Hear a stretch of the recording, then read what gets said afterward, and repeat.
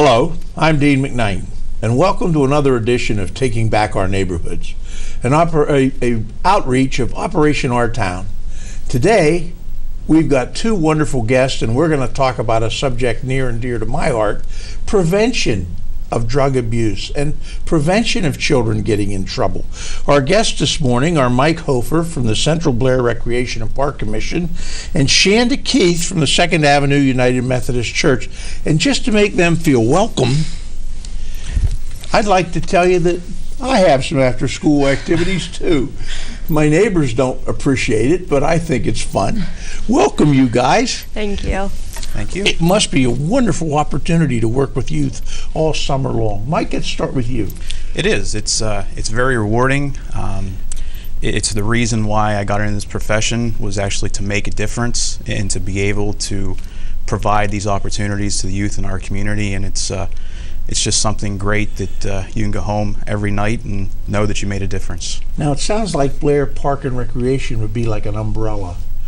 Is that true? It is. We're made up of the city of Altoona, Logan Township, and the Altoona Area School District that funds the Central Blair Recreation and Park Commission. So everything that you see within those three entities, from a recreation standpoint, we probably are the ones managing it or programming it.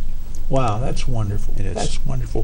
And Shanda, tell me, we've had guests from the 2nd EUB Church on before, and you people are doing a terrific job in the community outreach. Tell me about your program. Thank you. First, I guess we just have to say that we love kids. We love working with the youth, so it comes so natural for us to have these programs and to welcome these kids into our church and into our community. We have two after-school programs that are going to be going on in the summertime. Our first one is our Vacation Bible School program, and that's going to start June 23rd, and it goes to June 27th. It's going to be a week full of just having craft time, music time, lessons, playing outside, having gym time, and just really learning about Jesus and inviting the kids into a safe environment. Is anybody welcome to come to this? We're going to invite anyone in the community who is in preschool all the way up until 6th grade. So we are really welcoming everyone, and we encourage them to check it out. Wow, and is there a cost to the participants? There's no cost at all. We just really invite the kids to come and have a good time. And so if I lived in that neighborhood, regardless of what church I went to, I could participate in these programs, and they play and learn and have a good time. Absolutely. Meet neighbors. Yes, and the other program we're going to have this summer is just called our 2nd Ave Kids Summer Program, and that is for anybody all through Altoona and the surrounding areas, and that's going to be for the kids during the day, so that way when their parents aren't home, or they are home and they're driving their parents crazy, they can come to our church from 10 in the morning until 12, and that begins July 1st, and that's for 3rd graders through 6th graders, and we're going to do the same thing, just have the kids come in, have fun, enjoy time together, and just enjoy the summertime. We may be too late for some of our audience. I talked to my peer group out there, and they're already crazy. We're too late. We're too late. Mike, why are these programs so important to our young people and to our families? Well, I think it's a way for, and I think you said it, for families to connect. What's a better activity to do than gathering all the kids up and going out to your neighborhood park and just enjoying the time together? And that's ultimately what it's all about, is spending time together. Now, you bring to mind one of the parks that is in the process of being the Prospect Park. Prospect Park.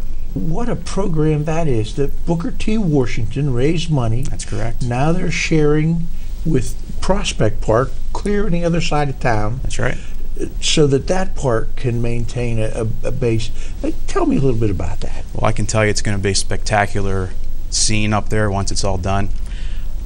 What we did over at the Booker T. Washington Park was about a $100,000 piece of playground equipment. What we're doing at Prospect Park is about a $200,000 piece of playground equipment. Wow. And it's roughly the size of a small basketball court as far as the footprint area. It's a little bit over 5,000 square feet of play booster and equipment, and it's going to be 100% ADA accessible. It's actually going to have ramps on it for wheelchair access, as well as a dedicated area for just 2 to 5 year olds. So it's really got a lot of unique things that no other park here in the city has. Yeah, and Prospect Park's location is kind of unique because you take in the Pleasant Valley area, you go to the top of the hill. That's right. Just 6th and 7th Avenue, you go to the top of the hill. Yeah, and whenever we as the Booker T. Washington group got together and we're looking at what our next project would be, those were the elements that we really wanted to target. We wanted to make sure we were back in the city neighborhood, just like we were at BTW, but also making sure that it was accessible from all areas in the community. And you really can't get much centralized than what Prospect is. Yeah. And with the fact that we actually had to remove the playground equipment several years earlier, we at the Central Blair Rec Commission, we really didn't know how we were going to go about replacing that.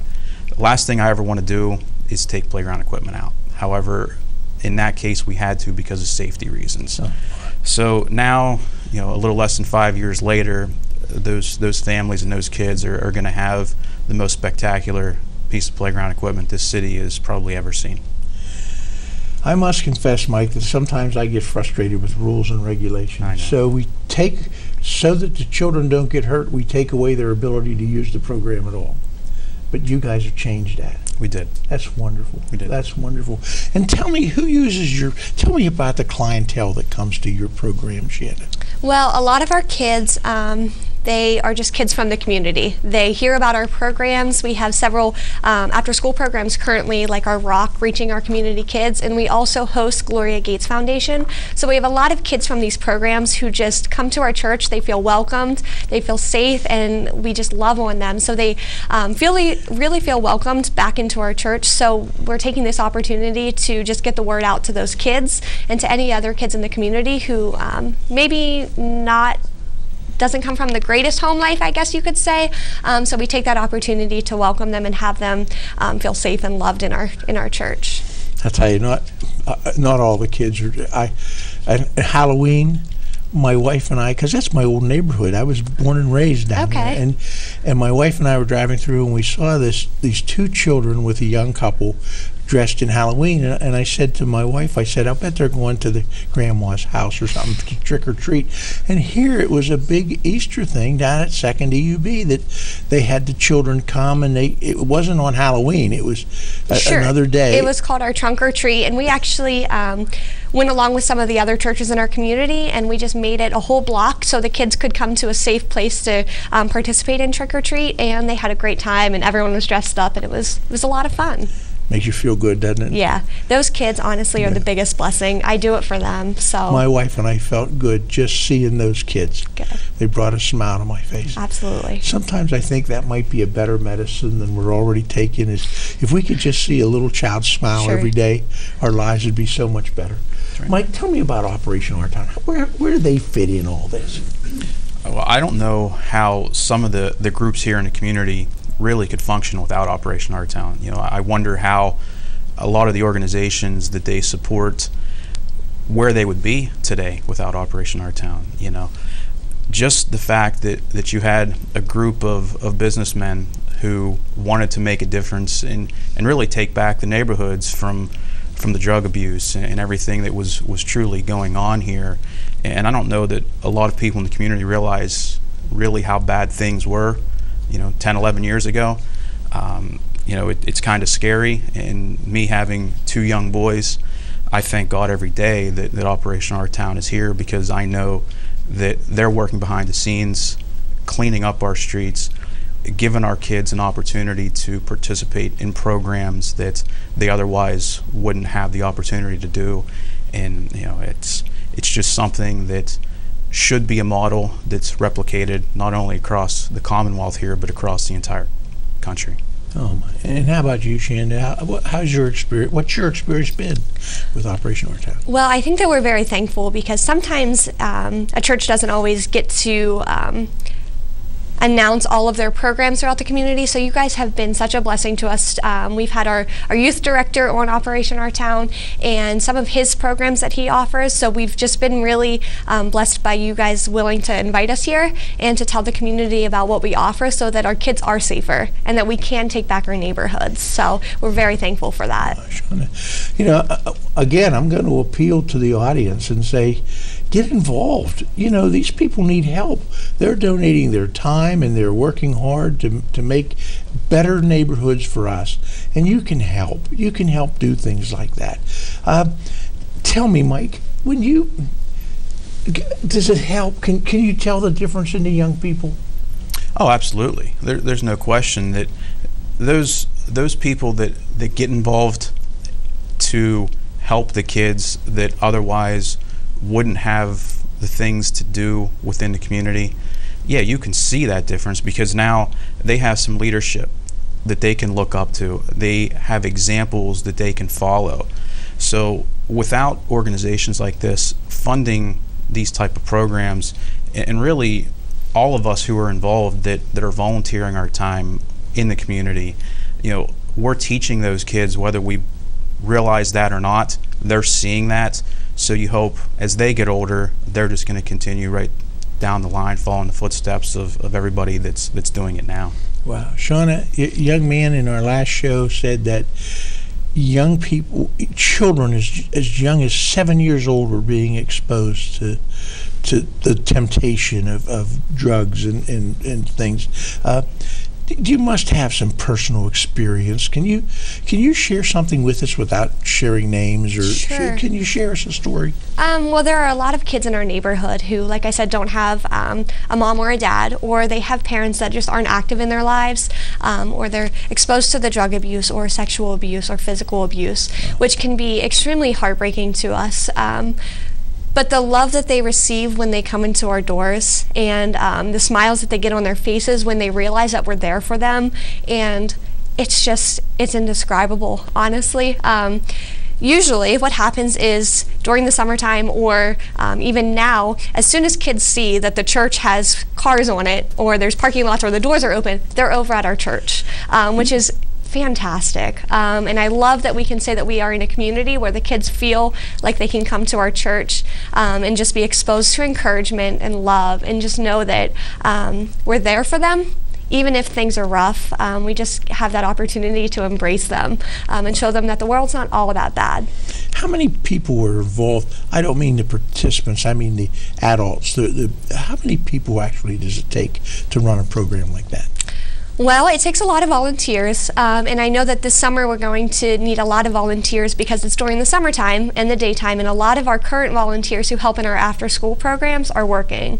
So we're going to need those who aren't working or are retired or are college students to really help us. We need so many adults to help contain the kids, and we need to follow our policies so that our kids are safe and our volunteers are safe. So we need about 5 or 6 volunteers just to kind of get the program running this summer.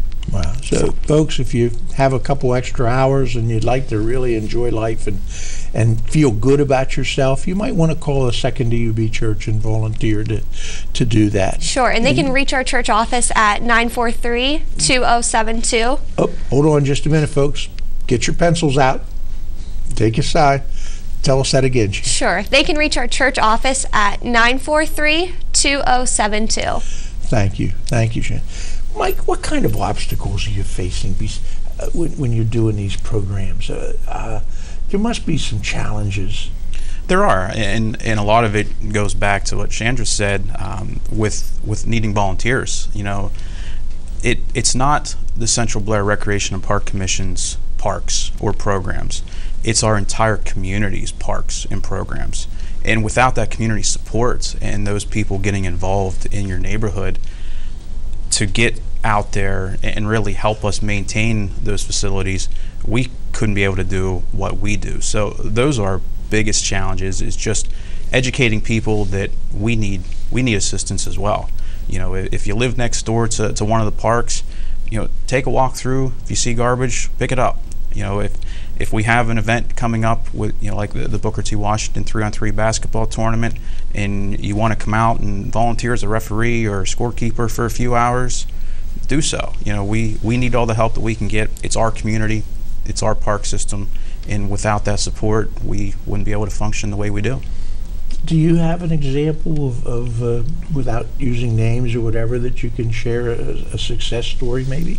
Absolutely, and I think it stems back to probably about 4 or 5 years ago, whenever I saw our program numbers declining.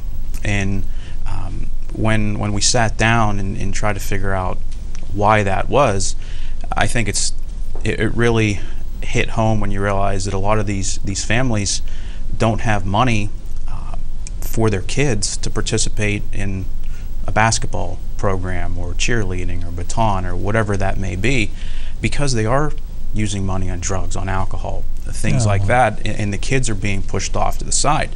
So we made a concerted effort to establish a scholarship fund, and by doing that, we established the Community Classic Dinner, which the BTW Corp, along with the CBRC, worked together on, and we just completed year 5 with that. And the proceeds that we raise from that dinner go directly back into our neighborhood parks and our CBRC scholarship fund. And what that fund does, it allows children who don't have the means necessary to participate in our activities the opportunity to do so through that fund. And since we've launched that, we have raised almost $60,000 directly for that fund, and have assisted over 1,300 kids participate in activities that they otherwise wouldn't have had the opportunity to do. So, it's more of a larger scale. There wasn't one specific. It was just we saw our program numbers declining and knew that we needed to do something to help those kids and those families.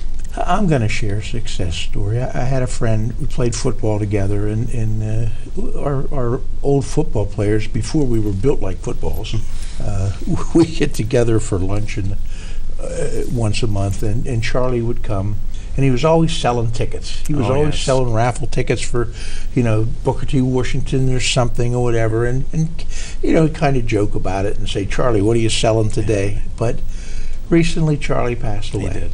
And I'll tell you what, the man had cancer, and nobody in our group knew that he had cancer. No.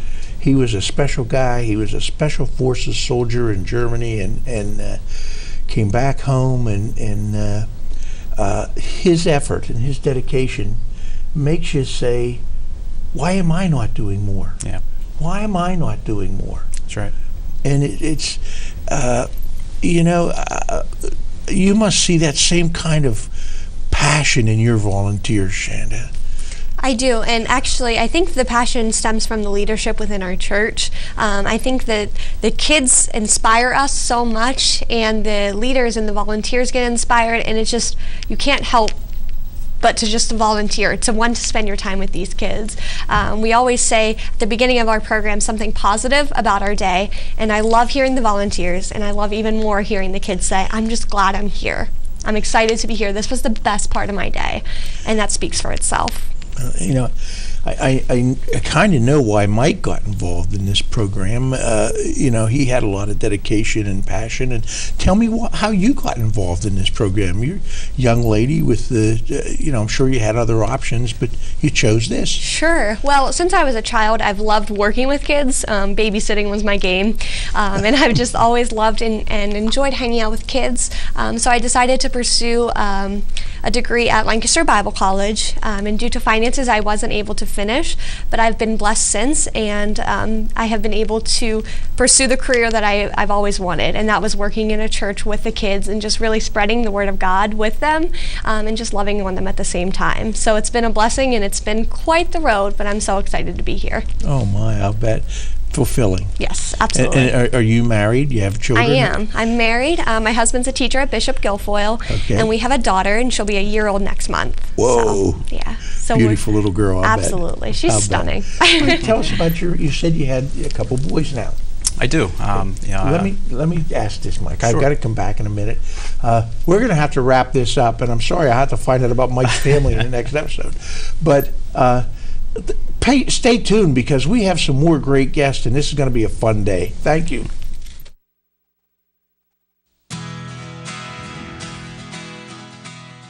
Overlooking the city of Altoona, the Booker T. Washington Park had lost its luster.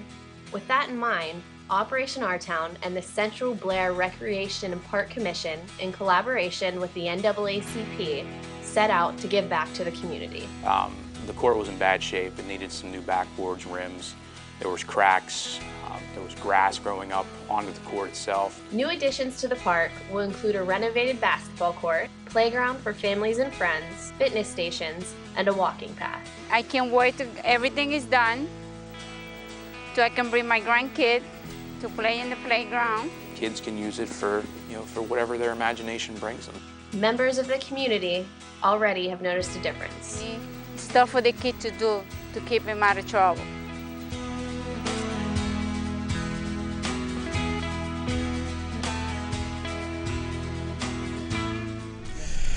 Welcome back. We're joined by two other people today that are working very hard to make our neighborhoods safer and our children better able to deal with the problems that society is going to present to them. On my right is Rodney Feather from the Garver Memorial YMCA, and on my left is Sandy McGough from Hollidaysburg Area YMCA, and on my lap is Dead Duck, who also participates in children's programs, basically as a bad example. Thank you guys for joining us. You're welcome. This is a learning experience for me. I have no children, no grandchildren, and so many cases I'm not aware of what's happening out there in the community. But I do see in the paper a lot of activities and things around the YMCA. The YMCA did this, the YMCA did that. Rodney, let me start first of all showing my ignorance, but where is the Garver Memorial YMCA? It's located in Roaring Spring, Okay. and it serves the Cove community, and which takes in the 4 school districts: Williamsburg, Claysburg, Spring Cove, and Northern Bedford. Wow. We service that area. That's a big area. It is. And the activities that you have there include? The activities are youth activities all the way up through our seniors. We have a 90-year-old participant, and our youngest is a year and a half old, and a wide range of programs. Wow. From the movement ed programs to the Silver Sneakers programs that they're involved with. So, yeah. That's terrific. And how about you, Sandy? Well, the Hollidaysburg Area YMCA, of course, is located in Hollidaysburg. We offer programming from 6 weeks up through, of course, seniors. In my case, I'm in charge of all the children's programs. So my range of ages are anywhere from like 6 weeks up through the junior high age. But of course, then we offer different programming for adults, seniors, the whole range of age groups. Now, what are those programs? You mentioned programs. Well, for myself, our program that's coming up right now is, of course, our summer camp program. That's our largest program that we offer for children in the summer. Okay. We offer 4 summer camps. 3 of them are for elementary age children, and the 4th one is for our teen camp, which is basically junior high age children, okay, or I guess young men and women. They are 10 to 10 and a half week camps. They are actually starting now. Officially, we know they're starting June 9th because the school districts kept changing their end of the year date. So we were starting June 9th, June 10th, June 11th, but now we're starting June 9th. And our summer camps are theme oriented. We have a theme of the week, and the activities are carried out, whatever the theme is. And then on usually a Friday, we go on a field trip somewhere throughout the community. Great. Rodney, how about your programs? We're kicking off this summer with our Cove Community Triathlon. That's going to take place in Martinsburg at the Morrison Cove Memorial Park. The kids are going to do a swim, They're going to ride their bicycle, and they're also going to do a running event. It's all going to take place. That's going to be the 24th of May is when we're going to kick off our programs there. And it's a nice activity for families because the adults participate in triathlon. It's a larger scale, whereas the kids are scaled down and smaller. They swim in the Morrison Cove Memorial Pool there. Okay. And after that, we're going to kick off our programs with our day camp program, similar as Hollidaysburg Y. They're weekly activities. We normally run a 10-week summer camp program, but this year it's a 9-week because of schools getting out later. So that's our reason there. And the kids are involved with swimming. They're involved with crafts, drama activities. They're field trips. And each week they take a different field trip to a different place. They might go the Curve the one week. They might be at Del Grosso's the next week, and so they're going on each activity, each different place. Now, do they have any singing programs? They have a tendency to sing, but the reason why I'm asking that, right, is because you have a great voice. Oh, thank you. No, do you sing? I do not. Well, you should. You got a great voice. Well, thank you.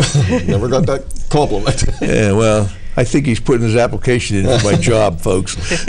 Anyhow, thank you. Who could participate in these programs? Anybody? Is there a registration fee? There is a registration fee. Anybody can participate. We get children, campers, from Altoona, Hollidaysburg. I call it the melting pot. That the kids get to know each other from all different school districts that normally wouldn't get to know each other. Like I said, it's one of those that they get to meet. Altoona person might get to meet a Hollidaysburg person. We have kids that come up from the mountain, down from Patton and Evansburg, because a lot of time it's parents who are working, and they need a place for their children to be in the summertime.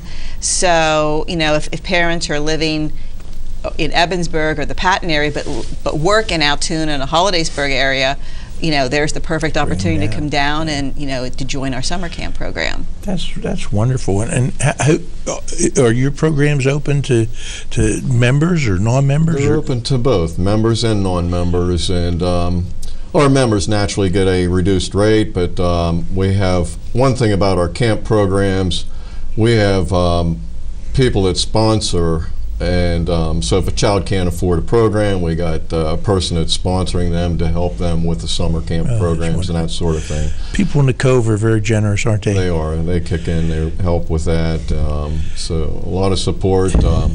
Our summer recreation program is actually sponsored by the Roaring Spring Borough. Those kids can come, if they're in the borough, they can come for free.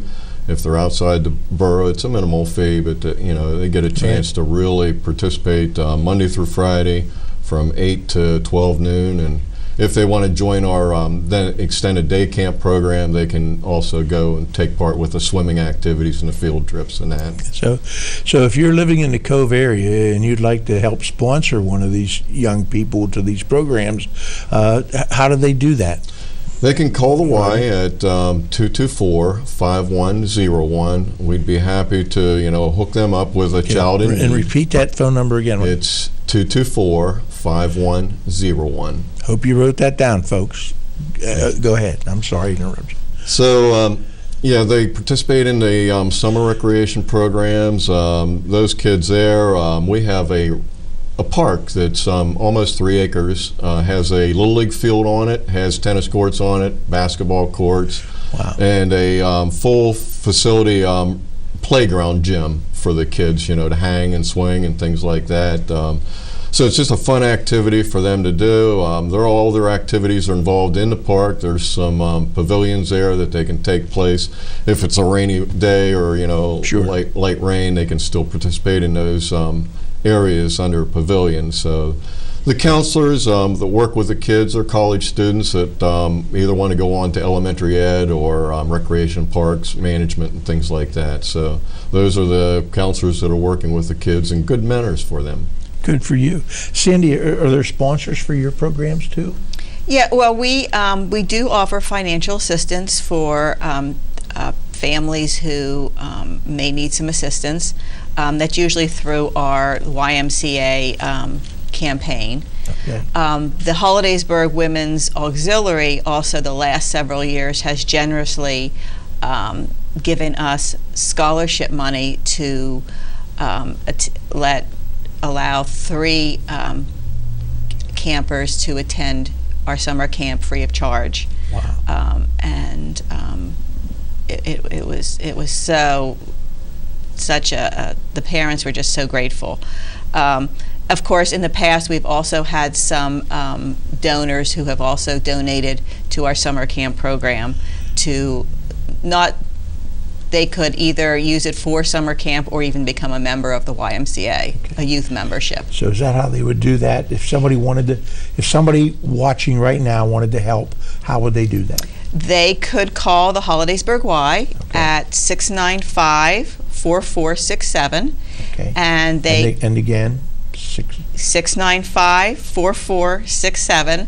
Okay. And if they would like to donate funds to help a camper come to summer camp and have a wonderful summer, we'd be more than grateful. You know why I asked you to repeat that? Because I get these phone calls from people, especially if they're on my answering machine, and I pick it up and they're saying, Mr. McKnight, blah, blah, blah, blah, call this number, blah, blah, blah. I don't have a pencil, I don't have a pen, and pretty soon the message is over, and I have to listen to the whole thing again. So I just like to give people my age a chance, a fighting chance to write things down. So how did Operation Our Town involved? How are they involved with your group? With Operation Our Town, we have a after-school program, and those kids get bused to the Y, and they'll be helped with homework. Then we have physical activity for them in the gym that they can recreate, and we also can have those kids go over to the park across the street from the Y.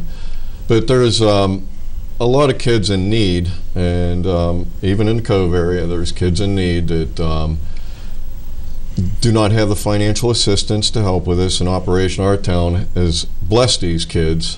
We've had 5-6 kids through Operation Our Town participating in this, and some of those kids were the kids that were the kids in need in school activities as well. We would get referrals from the school district for these kids to come over, and the blessings that we're seeing is these kids, their grades came up, their their self-esteem came up, and they just had a great outlook on themselves after the program, and it was thanks to Operation Our Town. Tell me about yourself a little bit. Family?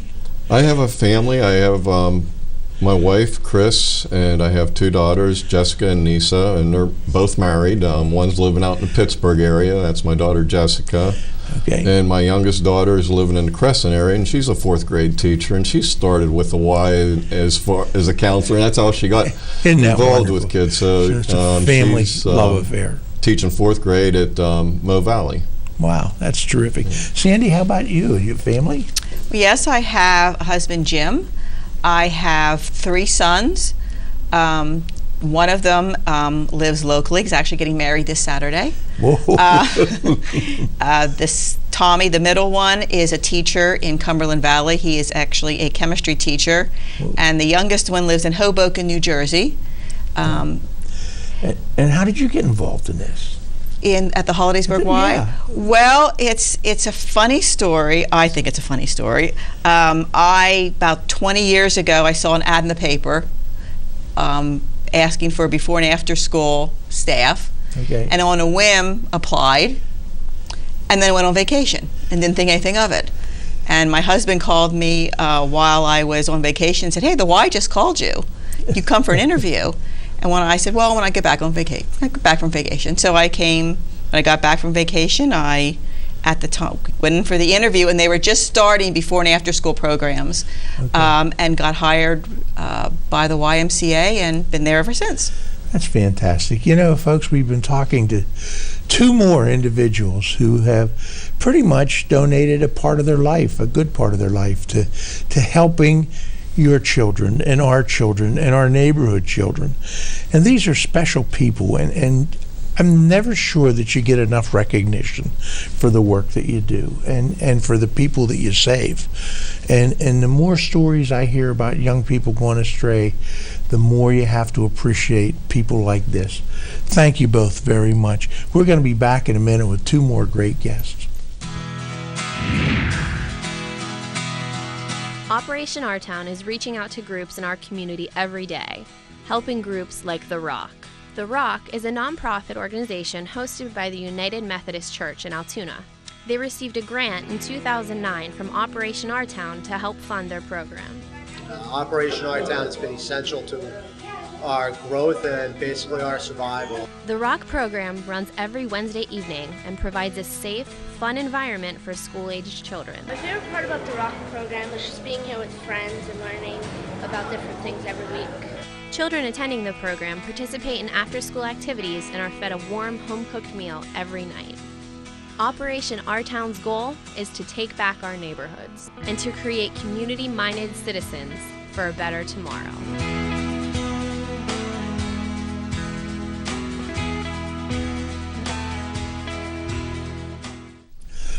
Welcome back, folks. We're going to give you the full treatment right now. Not only do I have my crazy playground hat on, but the duck and I want to say hello.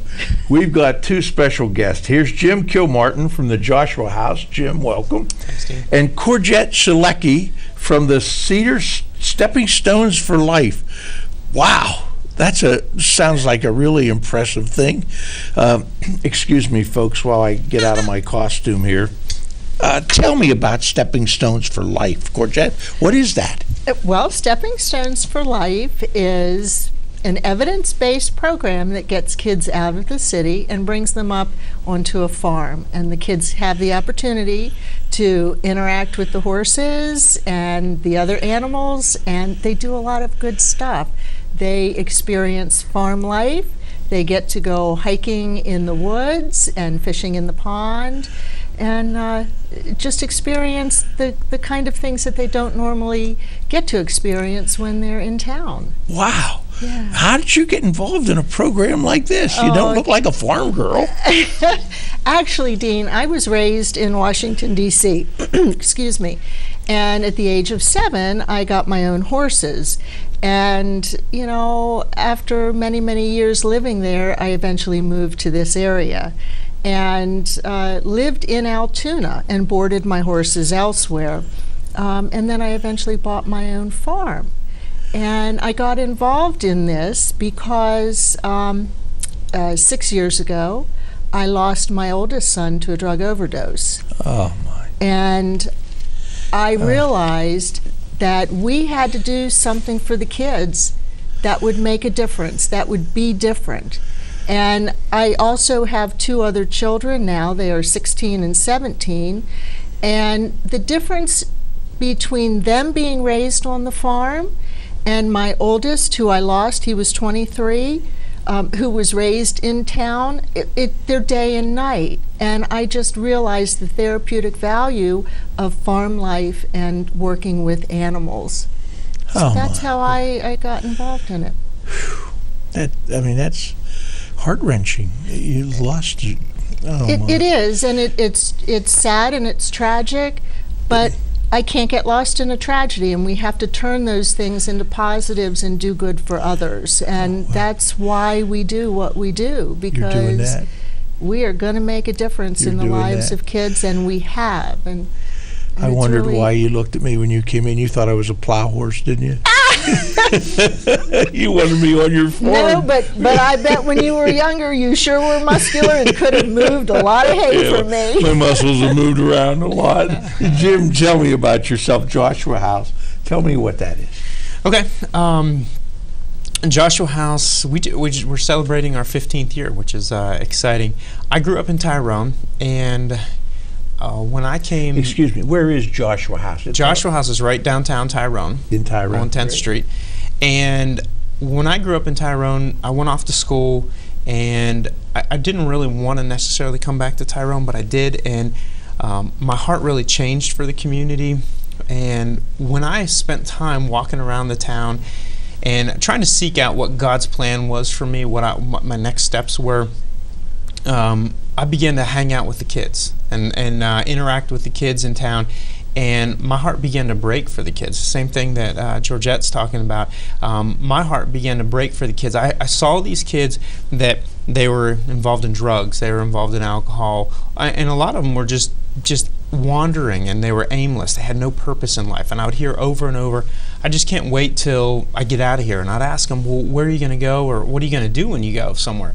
And I don't know. I just can't wait to get out of here. And so for me, as time went on, I felt the Lord really kind of begin to break my heart and give me a passion and compassion for these kids that were falling through the cracks. Kids that weren't the athletes, and kids that weren't in the band, or kids that weren't great students. And so he gave me a real desire to help these kids and reach out to them. And so I just began to hang out with them, and I take them to this is 15 years ago, but I'd take them to pizza places, I'd take them to Burger King, I'd take them to my house, and then people in the community said, this is a great thing that you're doing, we want to come along and support you. And so we moved into a second floor of a storefront, and kids would just come in there and hang out. People gave us a foosball table, pool table, air hockey, and it became a refuge, a safe haven for kids to get off the streets. Some of them were in basically, very difficult homes, or homes that the parents, or one parent, or maybe they weren't even with parents. I know one young man, he used to come to Joshua's house to play PlayStation. Wasn't interested in learning about God, wasn't interested in really doing anything else, but he wanted to play PlayStation. And so one day, I ended up taking him to a basketball game, and I said to him, why do you come here every day? You're older than the rest of the kids that come. A lot of them were junior high kids. He's a little older. And he's like, well, to be honest with you, every day when I come home, all that I see is my mom and family members with their drugs right on the kitchen table. He's like, for me, this is a place to get away from all of that. Wow. And that's been a driving force for me, that it's been a safe haven. It's been a place of purpose.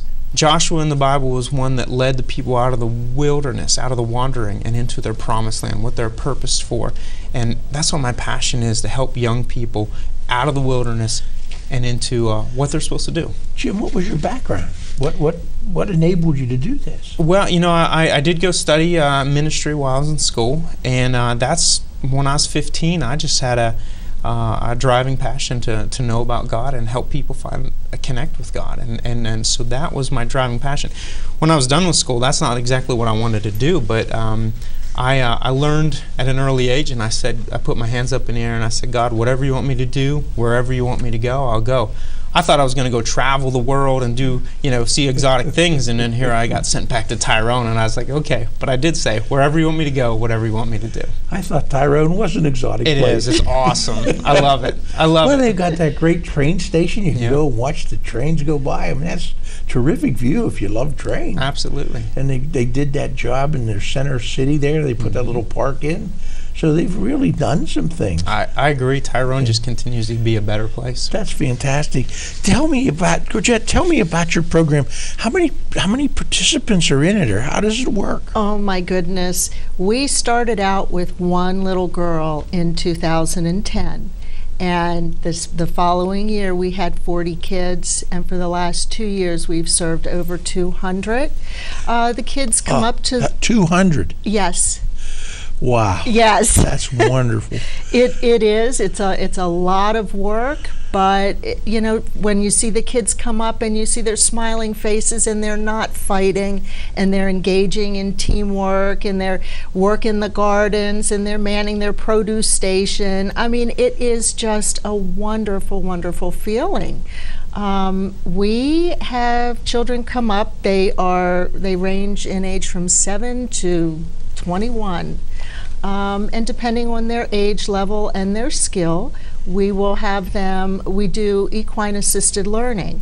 And that's where we do not ride horses. I have to be very clear about that, because a lot of times people think that because we have horses, we ride horses, but we don't. What we do is I work with a mental health therapist, and I am an equine specialist. Okay. And I'm also a registered nurse, and I have a lot of background Wow.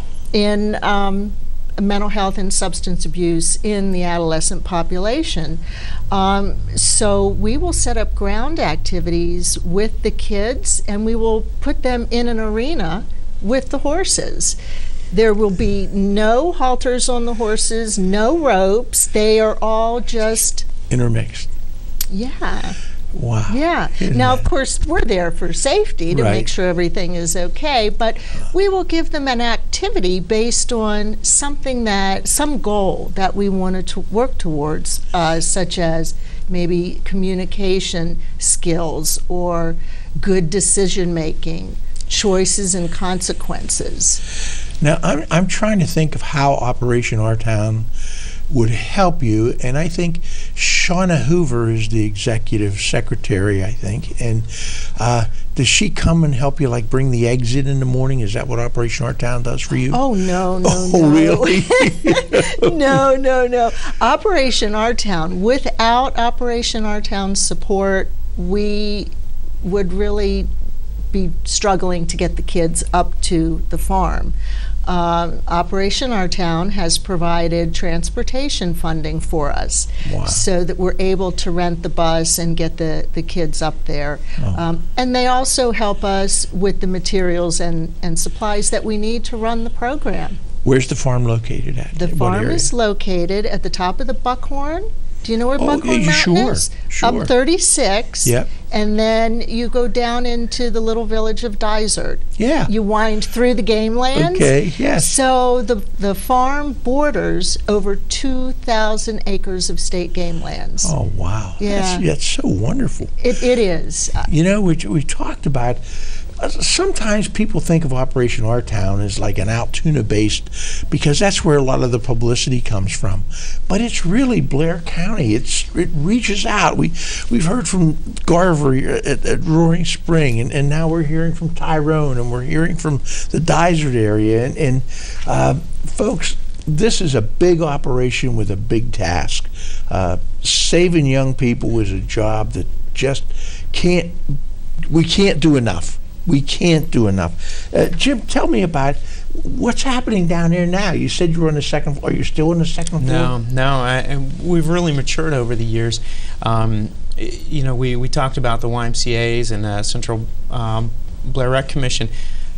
We lost our YMCA in Tyrone a number of years ago, and there was a real void, and so we've begun to pick up some of the slack, and our desire is to be able to provide some programs. So about that same time, we purchased an old fire hall, a citizens fire hall, and we renovated it, and have been fixing that up over the years. And so it's not a gigantic facility by any means, so a lot of our programs we have to do outside of our facility. Okay.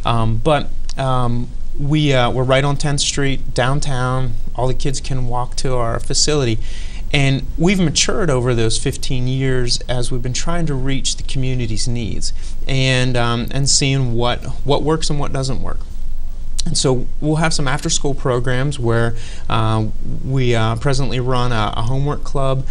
Kids come in after school, get some help with their homework, and then they stick around, have fun, hang out, do some crafts and activities, and then we provide dinner for them as well. So so that's a really good thing that we do. And then presently we're running twice a week a program called Kids in Motion, which is a fantastic program that really got birthed out of the idea of child obesity that we deal with specifically in Blair County. And so a couple of our volunteers, they just really began to have a passion to help these kids, and now they've begun to focus on girls and teaching them fitness, fun, and healthy living, and it's a blast. Now, how does Operation Our Town work into this?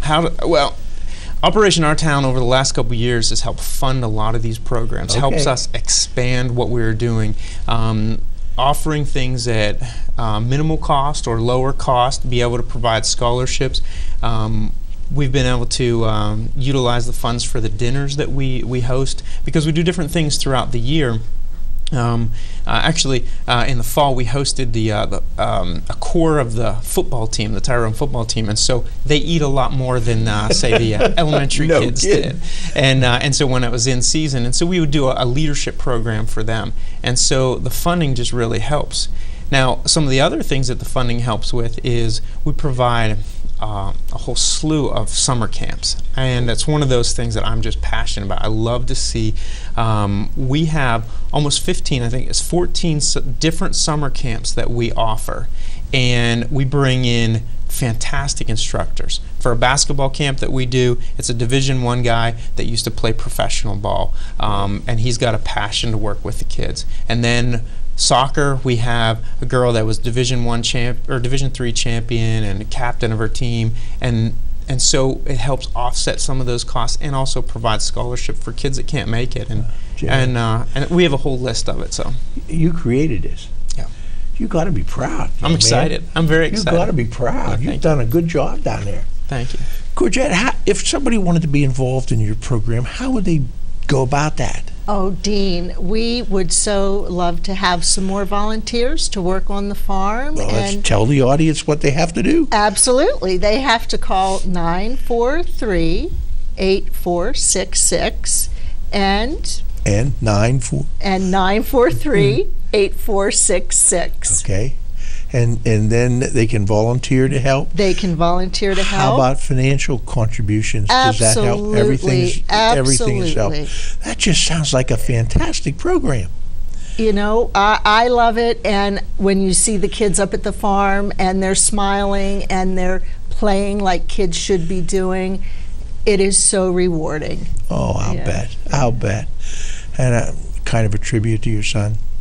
Absolutely. He's the guiding force, and you know, if I can help save one family from going through what I went through, my work here on this earth is done. My heart goes out to you. Thank you. My heart goes out to you. Thank you. That's a special person, special purpose. Thank you. Thanks. Thank you. Jim, tell me what your future plans are down there quickly. We have about a minute here. Tell me what you're going to do down there. Okay, well, we're going to continue to reach out to the kids. It's crazy, but we really have the opportunity through our summer camps, our after-school programs, and then we got this big basketball tournament we do called Hoops Fest. And that's turned into, from 11 teams to last year, we almost had 200 teams, and we had about 3,000 people gather for the event. Man. And so we're getting ready for that. And then we also started a race series, and we have 5Ks and 10Ks and all. So we're really trying to give a lot of opportunities for the kids to get involved in. It's a lot of after-school programs. We do a youth group called 31 for the teens. And then we're getting ready for Hoops Fest. So it takes a lot of people, and it's been an awesome opportunity. So we're going to continue on what we're doing. Oh, thank you so much. Right, what a terrific day this has been. I hope you enjoyed this show as much as I have. Hearing about these programs, it's gratifying to know that there's people in the community that are giving so much back to help the rest of us.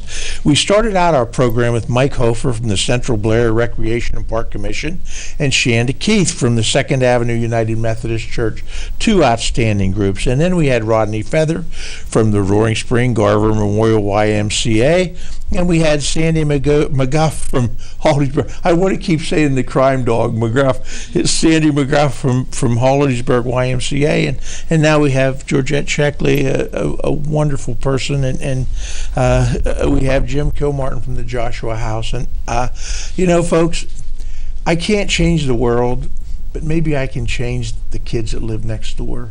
Maybe you can too. How about reaching out? If you can't help by volunteering, send them a check. You know, it doesn't have to be $100. It could be $5. Everything counts. This battle is a battle that we absolutely have to win, and you have to supply the ammunition. Let's keep up the good work. Thank you. Thank all of you. Thank you.